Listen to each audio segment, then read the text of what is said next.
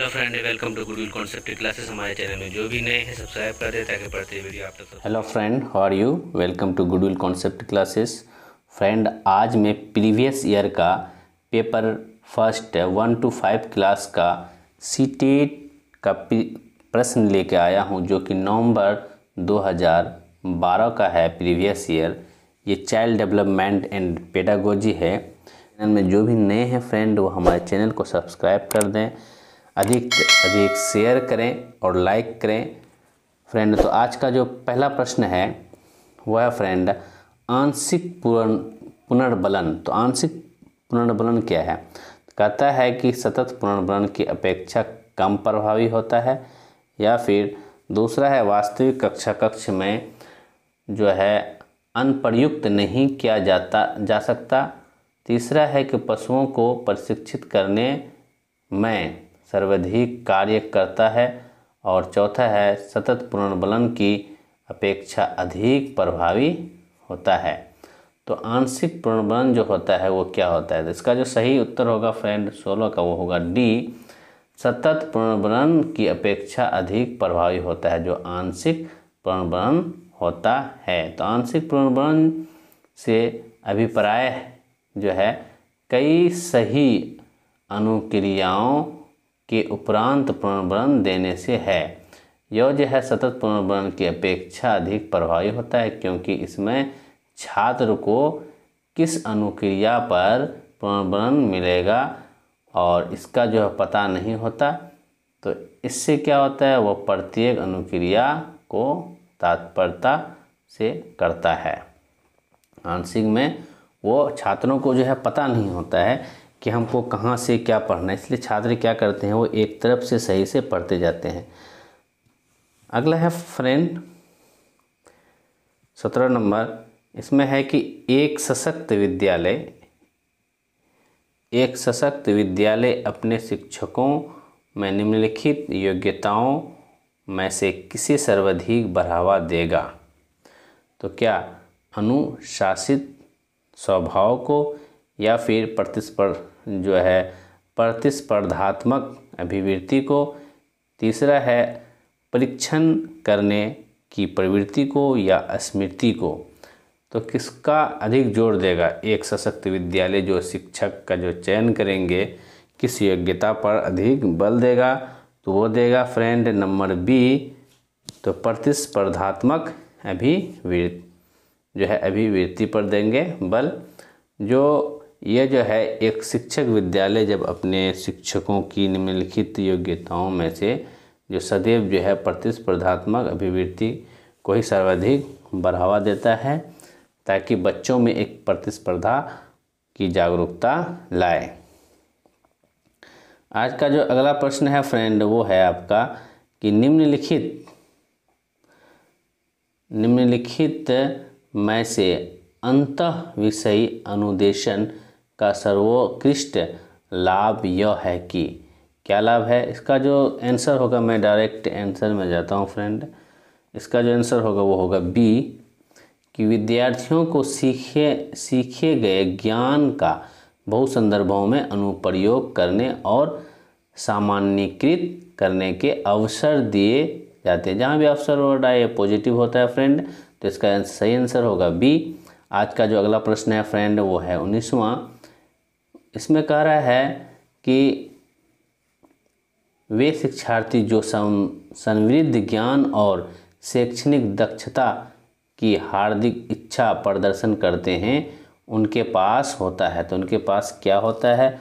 तो निष्पादन उपागम अभिविन्यास होता है, या निष्पादन परिहार अभिविन्यास होता है, या फिर कार्य परिहार अभिविन्यास होता है, या फिर नैपुण्यता अभिविन्यास होता है। इसका जो सही उत्तर होगा फ्रेंड 19 का, वो होगा ए, किसमें जो है निष्पादन उपागम अभिविन्यास होता है। तो ये निष्पादन जो विन्यास होता है वो होता क्या है? इसका मतलब है कि जिन शिक्षकों के पास निष्पादन उपागम अभिविन्यास होता है वे शिक्षार्थी संवर्धन ज्ञान और शैक्षणिक दक्षता की हार्दिक इच्छा प्रदर्शित करते हैं। तो अगला प्रश्न है फ्रेंड, इसमें कह रहा है कि शिक्षक डैश के अलावा निम्नलिखित सभी को करते हुए समस्या समाधान को विद्यार्थियों के लिए मज़ेदार बना सकता है। किसके अलावा मज़ेदार बना सकता है? तो पहला है, किसमें नेगेटिव आंसर खोजना है फ्रेंड। 3 जो है अलावा है तो इसे नेगेटिव है। सृजनात्मक चिंतन के लिए असीमित अवसर उपलब्ध कराना, मतलब चिंता के लिए जो है उसको अवसर ही अवसर, अनेक अवसर देना, तो ये सही बात है। अगला जो है फ्रेंड वो है कि जब विद्यार्थी स्वयं से कोई कार्य करने की कोशिश कर रहे हो तो उनसे परिपूर्णता की अपेक्षा करना। जब कोई बच्चा जो है कोशिश कर रहा है कार्य करने की, तो अगर शिक्षक सोचेंगे नहीं ये कार्य हो जाएगा पूरा, तो इसकी अपेक्षा ना करें, उससे बच्चों से त्रुटि भी हो सकती है। तो लगता है यही होना चाहिए, फिर भी अगला पढ़ते हैं। तीसरा है मुक्त अंत वाले सामग्री उपलब्ध कराना, ये सही है। मुक्त अंत वाले अगर सामग्री उपलब्ध कराते हैं बच्चों को तो वो जो है अनेक अवसर उपलब्ध उनके पास होंगे। मुक्त खेल के लिए समय देना, तो ये भी सही है। तो इसका जो सही उत्तर होगा फ्रेंड वो होगा बी, अलावा। शिक्षक डैश के अलावा निम्नलिखित सभी क्या है, सभी को करते हुए समस्या समाधान।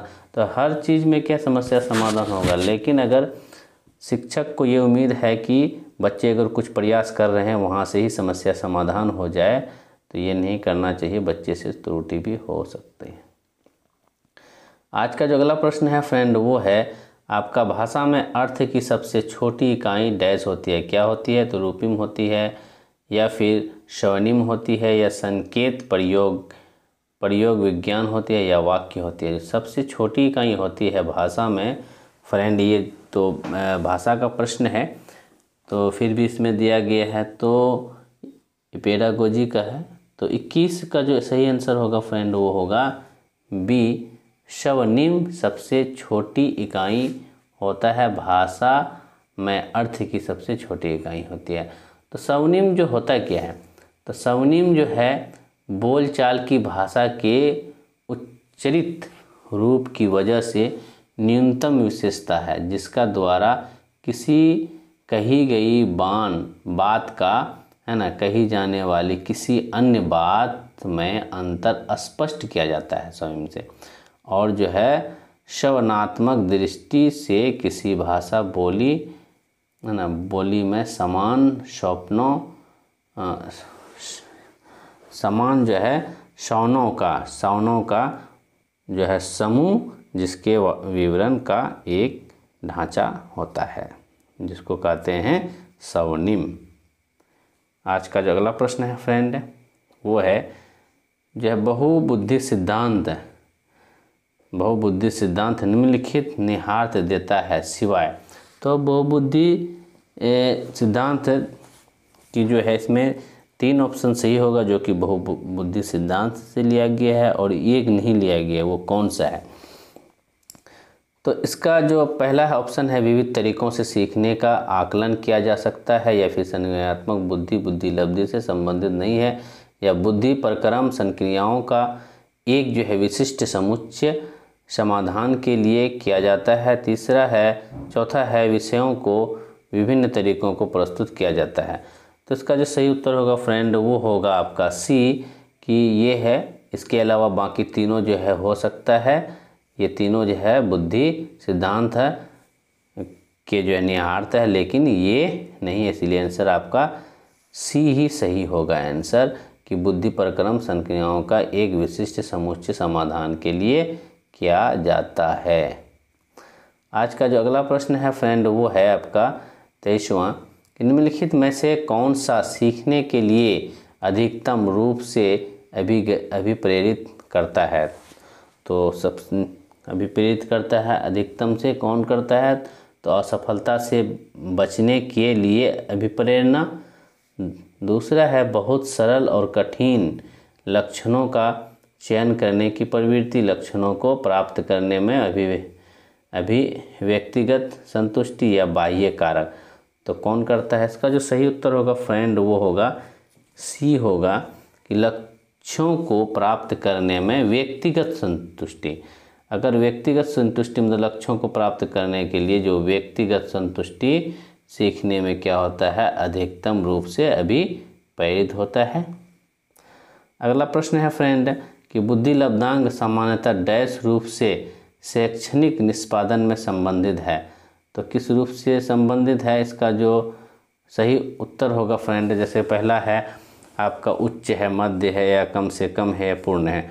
तो इसका जो सही उत्तर है 24 का फ्रेंड वो है आपका ए कि उच्च होता है। बुद्धि लब्धांक सामान्यतः क्या होता है, उच्च रूप से शैक्षणिक निष्पादन में से संबंधित होते हैं। तो बुद्धि लब्धांक जो है सामान्यतः उच्च रूप से शैक्षणिक होते हैं। ठीक है। अगला प्रश्न है फ्रेंड, ये भी बुद्धि लब्धि से ही है कि 16 वर्ष से बच्चा बुद्धि लब्धि परीक्षण में 75 अंक प्राप्त करता है तो उसकी मानसिक आयु डैश वर्ष होगी। तो इसके लिए एक फार्मूला आता है, उसे मैं बता देता हूँ, जैसे कि यहाँ पे डिस्क्रिप्शन में है। तो IQ बराबर बुद्धि लब्धांक बराबर जो होता है मानसिक आयु बटा वास्तविक आयु। तो मानसिक आयु को जो होते हैं मेंटल एज और बाय जो है क्रॉनिकल एज होता है और इंटू 100। तो जैसे कि तो इसको अगर आप सोल्व करेंगे तो IQ जो दिया हुआ है वो है 75 दिया हुआ है और जो है वास्तविक आयु जो है वो 16 वर्ष दिया हुआ है। तो बुद्धि लब्धांक जो है 75 है, तो IQ बराबर 75 रखेंगे। तो MA/CA, तो 75 यहाँ है, MA हमको निकालना है मानसिक आयु, और वास्तविक आयु 16 दिया हुआ गुना इंटू 100 करेंगे, उसको सोल्व करेंगे तो 12 वर्ष आपका MA निकल जाएगा, मानसिक आयु निकलेगा। तो इसका जो सही उत्तर होगा फ्रेंड वो होगा आपका C। आज का अगला प्रश्न है फ्रेंड, वो है विद्यार्थियों के पोर्टफोलियो के लिए सामग्री का चयन करते समय डैश का डैश जरूरी होना चाहिए। क्या जरूरी होना चाहिए? 26 का जो सही आंसर होगा फ्रेंड वो होगा आपका, जैसे पहला है कि अन्य शिक्षकों या समावेशन, शिक्षार्थियों समावेशन, और तीसरा है अभिभावकों समावेशन, और चौथा जो है वह है विद्यार्थियों और बहिष्करण। तो इसका सही उत्तर होगा फ्रेंड 26 का वो होगा B कि विद्यार्थियों और क्या कहते हैं समावेशन। ये दोनों होगा कि पोर्टफोलियो के लिए सामग्री का चयन करते समय क्या विद्यार्थियों का चयन करना है और समावेशन का जरूर होना चाहिए। आज का जो अगला प्रश्न है फ्रेंड वो है आपका, सफल समावेशन को निम्नलिखित की आवश्यकता होती है। किसकी आवश्यकता है सफल समावेशन के लिए? तो संवेदनशील बनाना, या फिर पृथक्करण, अभिभावकों की भागीदारी, और चौथा है क्षमता संवर्धन। तो सफल समावेशन के लिए जरूरी होता है फ्रेंड वो होता है आपका पृथक्करण जरूरी होता है। एक बार इसका डिस्क्रिप्शन देख लेते हैं। तो सफल समायोजन के लिए शिक्षक का संवेदनशील होना एवं अभिभावकों की जो भागीदारी तथा छात्रों का क्षमता संवर्धन आवश्यक होता है, सिवाय पृथक्करण का। सिवाय यहाँ पे ऑप्शन है से नेगेटिव खोजना था। तो ये जो है तीनों का जरूरी होगा सफल समायोजन के लिए, लेकिन ये इसकी जरूरी नहीं होगा पृथक्करण की। आज का अगला प्रश्न है फ्रेंड वो है, विद्यालय में लिंग भेद जो होता है, तो विद्यालय में लिंग भेद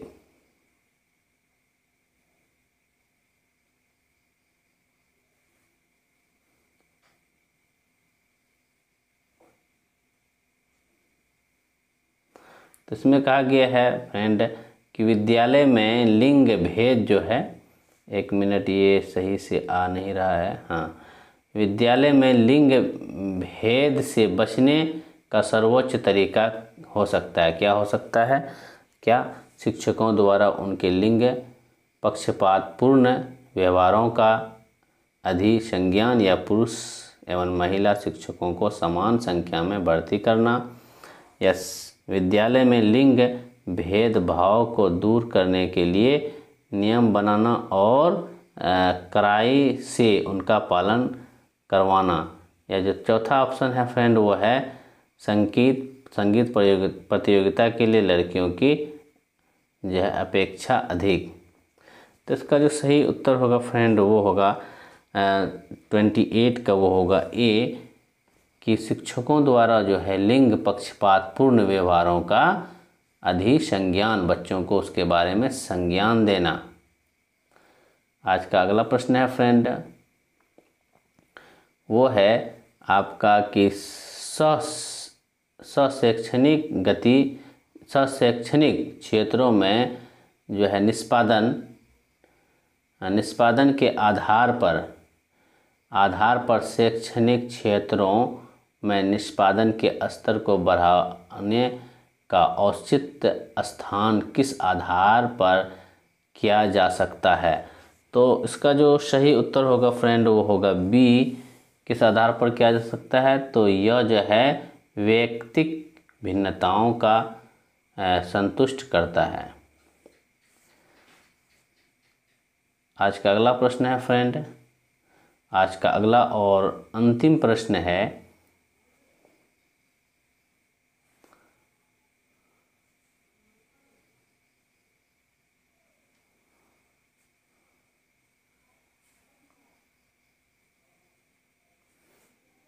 इसमें कहा गया है फ्रेंड कि विद्यालय में नियमित उपस्थिति के लिए वंचित बच्चों को प्रोत्साहित करने का निम्नलिखित में से कौन सा तरीका सर्वाधिक उपयुक्त है। कि बच्चे जो अपसेंट करते हैं तो बच्चा कैसे जो है अपसेंट ना करे, विद्यालय डेली आए, तो क्या तरीका है।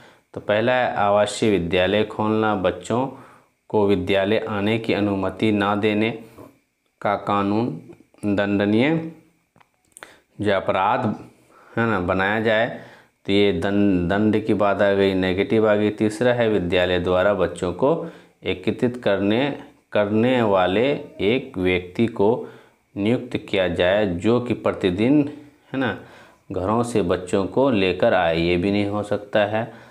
अगला है कि बच्चों को आकर्षित करने के लिए प्रतिदिन है ना 5 रुपये देना। तो इसका जो सही उत्तर होगा कि आवासीय विद्यालय, बच्चे अनियमित करते, इसका मतलब है कि बच्चे का जो है घर हो वो दूर होगा या फिर कम्युनिकेशन सही नहीं होगा आने का। तो इसीलिए अगर आवासीय विद्यालय खोल देते हैं तो बच्चे वहीं रहेंगे, वहीं पढ़ेंगे, तो इससे क्या होगा, बच्चे की अनुपस्थिति में कमी आएगी। तो फ्रेंड आज का ये जो है CDP का नवंबर 2012 का प्रीवियस ईयर क्वेश्चन पेपर था। तो आज का ये पार्ट 2 था फ्रेंड। इसी तरह अगला प्रीवियस लेके आऊँगा फ्रेंड।